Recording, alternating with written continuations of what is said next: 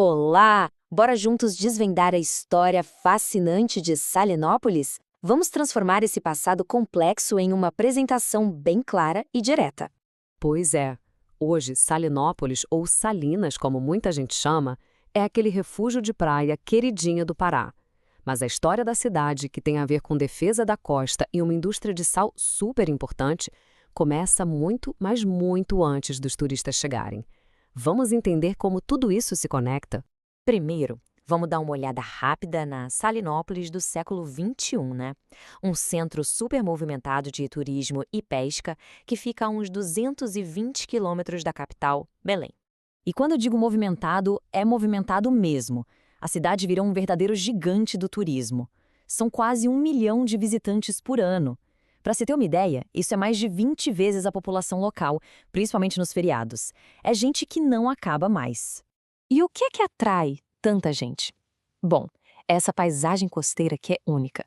Tem praia para todo gosto, desde a super badalada Atalaia até a tranquilidade do Farol Velho. Mas o mais interessante é que essa beleza toda é só a camada mais recente, sabe? A pontinha do iceberg da identidade bem complexa dessa cidade. Para entender Salinópolis de verdade, a gente precisa fazer uma viagem no tempo. Vamos voltar lá para o século XVII, quando esse pedaço do litoral era um ponto estratégico fundamental para a colônia portuguesa. Olha só, a Salinópolis de hoje nasceu de uma necessidade urgente e estratégica da coroa portuguesa. A região, que na época se chamava Viriandeua, não surgiu por acaso, mas sim por uma questão de sobrevivência e controle. E essa necessidade tinha dois lados. De um, a vigilância militar. O posto de Atalaia funcionava como os olhos da coroa, sempre atento a navios franceses e holandeses. Do outro lado, tinha a orientação marítima. O conhecimento local dos práticos era a única coisa que garantia uma passagem segura por aquelas águas. E esses práticos, quem eram? Eram os verdadeiros mestres dos mares e rios dali. E o mais legal é que os primeiros foram os povos indígenas. Ninguém, absolutamente ninguém, conhecia aquelas águas como eles. O conhecimento deles era indispensável. Aí, em 1656, a coisa ficou oficial. A fundação do povoado consolidou de vez esse papel duplo: ser os olhos da costa, vigiando contra invasores, e, ao mesmo tempo, ser o guia seguro para a navegação. Mas não era só de defesa que vivia a região. Tinha um outro elemento, um recurso crucial, que não só moldou a identidade do lugar, como literalmente deu o primeiro nome a ele. Quando os missionários jesuítas chegaram, eles viram ali mais do que uma costa para defender. Eles viram um recurso valiosíssimo, o sal. E o que eles fizeram? Montaram uma indústria de extração que mudou o destino da região. Pensa bem, o sal era tipo a geladeira da época. Era fundamental para conservar o peixe, que era a base da alimentação local. Essa indústria ficou tão, mas tão central, que o povoado passou a ser chamado de Salinas. Simples assim. Um nome que nasceu direto da sua principal atividade econômica.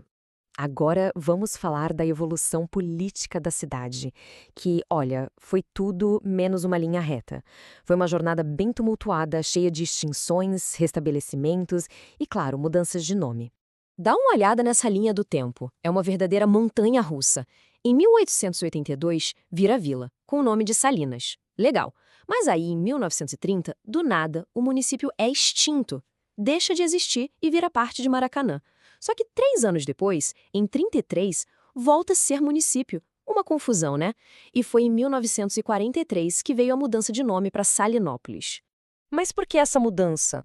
O motivo foi bem prático, na verdade. O nome Salinas era muito comum no estado. Para criar uma identidade única e acabar com a confusão, o nome foi alterado. Simples, rápido e resolveu o problema. Agora vamos conectar tudo. Como é que aquele posto estratégico e aquela vila produtora de sal viraram esse destino turístico super popular que a gente conhece hoje? É aqui que a história dá uma volta espetacular. A mesmíssima geografia costeira que um dia foi perfeita para a defesa militar, séculos depois se revelou perfeita para o lazer. As praias que hoje recebem turistas eram os mesmos pontos de vigilância de séculos atrás. Incrível, né? O crescimento da população reflete bem essa transformação. E um marco que consolidou esse novo status foi em 1966, quando Salinópolis foi oficialmente designada Estância Hidromineral.